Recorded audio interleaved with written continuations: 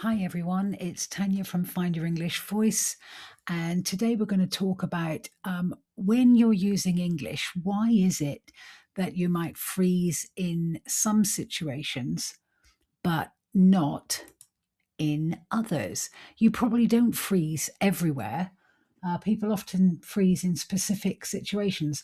What I've noticed working with English learners over the years is that most people think that they're nervous about speaking English, full stop. But often that's not actually true. They don't necessarily freeze when they're chatting with their colleague over coffee, but they might freeze when their boss asks them a direct question in a team meeting. So some of them don't struggle when they're explaining something to a friend, but they might struggle when they're explaining something to somebody in management, somebody in authority. So often you can find that people will freeze in specific situations. And here's the thing that changes everything. It's not necessarily a language problem, it's a nervous system problem. A lot of people that I've worked with, their English is really quite good, or certainly good enough to be talking about things in English at work. Some people think that their English is good enough. Some don't, but often the ones I've worked with, certainly it was more than good enough. And they know it. They know it is really because they can speak well enough in certain situations. The issue is when your nervous system has learned to treat certain situations as if they're dangerous, it's actually trying to protect you, and which was all very good, well and good when we were being chased by tigers, but might not be quite so relevant today. Okay, so this is how your brain learns through pattern recognition. You're in a situation, let's say a Teams meeting. You hesitate or you freeze, your brain notices this and it learns, oh, danger, remember this. Next time you're in a similar situation, your brain recognizes the pattern and then freezes even faster because it thinks it's helping you. It thinks that it's helping to keep you safe. And that is why being specific matters so much. For example, I'm nervous about speaking English isn't really very useful. It's a bit too vague to work with. But for example, if I freeze when my boss asks me a direct question in front of other people, that's something that we can actually train for and get ready for the next time that it happens. So athletes don't just write down, oh, I played badly today in their training logs. They track specific metrics about what went wrong under what conditions. And that's what we're going to do here. We're collecting data on your performance so that we can see these patterns as they arise and then deliberately train for them. So this is what we're going to track. We're going to track 6 specific data points. When and where did this happen? Who was involved? What was the exact moment that your confidence dropped? You maybe hesitated or froze. What did you feel in your body? What did you do or not do? What did you avoid doing? And then what was your discomfort level from 1 to 10? So, for example, we could say where and when, Tuesday morning, 10 o'clock, during a weekly meeting on Zoom. Who was involved? My manager, 2 senior colleagues, and 3 teammates. These are just examples. What was the exact moment your confidence dropped? My manager asked me, can you explain why the deadline shifted? And all eyes turned to me. And then you can answer, what did I feel? Was my heart racing? Did my face get hot? My mind went blank for a second. What did I do?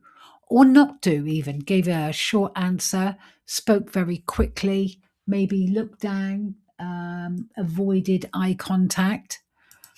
And what was your discomfort level at that time out of 10?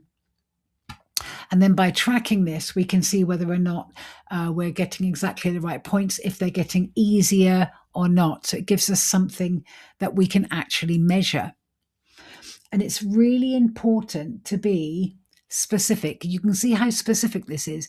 We're aiming for the targets of your triggers, and that is the actionable data that we can work on. We can train for this. So basically, when you've got, so try to track 3 situations and look for patterns. And maybe you'll notice that you always freeze when you're dealing with authority figures who question you. Maybe you're fine with that, but you're maybe not so good in groups, or you prefer one-to-one, or the opposite. Maybe you're great when you've prepared, but panic when you have to speak spontaneously. That is also quite a common one. Your triggers reveal how your nervous system has learned to respond in these situations. For example, with authority figures, when you are unprepared, talking to groups and maybe fear of being judged, maybe by your level of English, your accent. These are all pretty common ones that I've heard over the years. But really, a lot of these are not actually about your English. So people think, am I saying don't improve your English? Absolutely not. Of course, if you want to improve your English, extra vocabulary, grammar, pronunciation checks, idioms, phrasal verbs, all of those things are good. But once you get to a level that you think, well, it should be good enough now to use it for work, and then you suspect that it might not be the fact that you don't have enough vocabulary, that it might just be that you are suffering from one of these triggers, and it's kind of making everything feel jumbled up, and you just don't know how to get the words, how to use the words that you actually already know. So this week, awareness only.